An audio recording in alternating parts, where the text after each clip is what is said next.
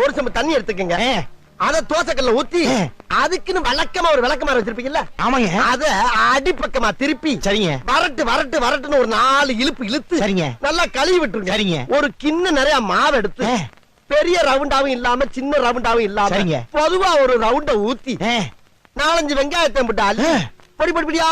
நறுக்கி அப்படியே மேலாப்ல பரபர தூவி விட்டு, சரிங்க, ஒரு நீளமான கேரட் எடுத்து அதையும் பொடி பொடியா நறுக்கி, சரிங்க, அப்படியே மேலாப்ல பரபர தூவி விட்டு, சரிங்க,